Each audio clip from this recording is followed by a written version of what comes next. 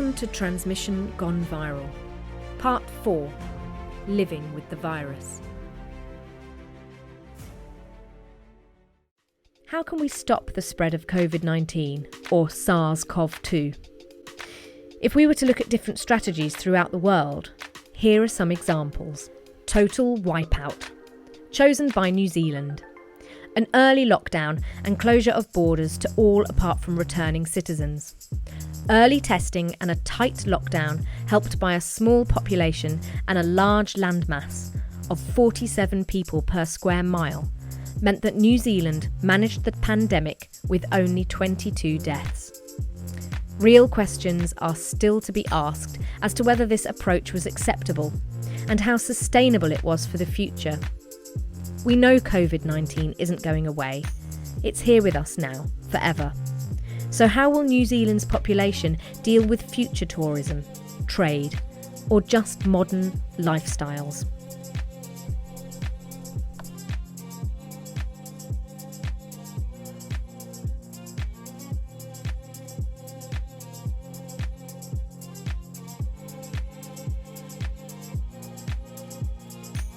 Herd immunity, chosen by Sweden.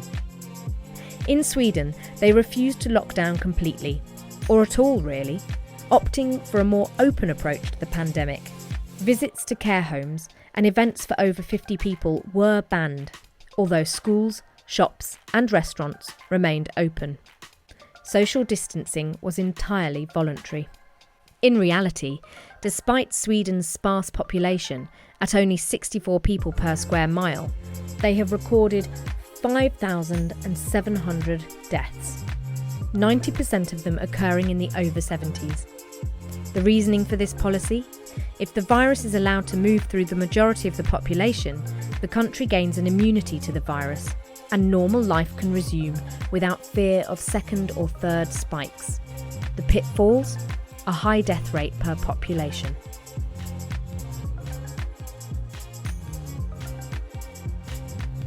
Sitting on the fence. Chosen by the UK.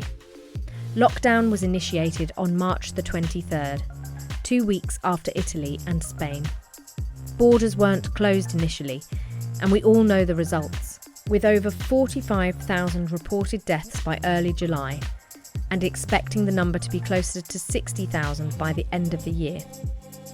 It should be noted that actually the UK is vastly more populated, with 727 people per square mile, with a much smaller landmass.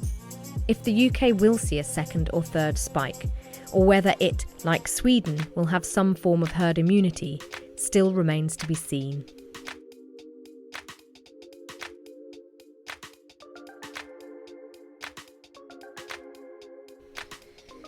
It is the curse of the scientist to look at life in a very matter-of-fact, black and white nature. Maybe this helps or hinders in such a pandemic. The truth is that time will decide which method is the most effective against COVID-19. One issue is that viruses are continually mutating and changing the way in which they interact with us and with other animals. Their very existence has defined who we are as humans. But that doesn't mean that we should surrender to them. So what should we do? Keeping social distancing in place. Washing our hands to disrupt that fatty lipid membrane coat of the viruses. But possibly, and most importantly, not touching your face without washing your hands first. And if you fall into an immunocompromised category, or if you are over the age of 60, you have to be especially vigilant. These simple rules will keep you as safe as possible. But in what seems to be an ever increasingly strange world, we need to remember that viruses have been part of our world since, well, forever. These tiny microbes are doing their job. They make us who we are. So, should you lock your doors and stay hidden until a vaccine is found? We do have vaccines for other viruses, smallpox and polio. With the world's top scientists, like those who've been trained, including those at the University of Warwick and Coventry University, nothing is impossible. But until then, take comfort in knowing that statistically you are still unlikely to contract COVID-19 and be seriously ill. Living in the UK, it is thought that you currently have a small chance of that happening to you. It's a risk, but it's a manageable risk. And we take risks every day. It's what makes us human. We jump out of aeroplanes, we climb rock faces, we drive cars, we cross the road whilst peering at our mobile phones. We walk down staircases in baggy pyjamas and ill-fitting slippers. And mostly, we survive. As it stands in 2020, COVID-19 clearly poses a risk to the health of humanity. But viruses were here before us, and they'll be here long after. So our advice? Wash your hands, keep that distance, avoid touching your face without washing your hands first.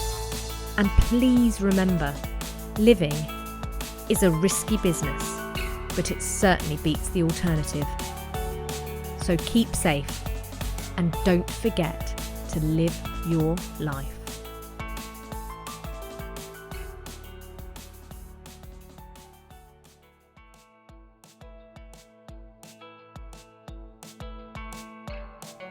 Thank you for watching Transmission Gone Viral. Head over to Highly Sprung's website, www.highlysprungperformance.co.uk, to stream all of the episodes of Transmission Gone Viral.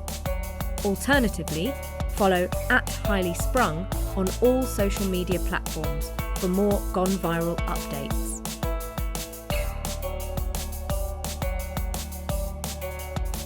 Transmission Gone Viral is a collaboration between Highly Sprung, Coventry University and the University of Warwick.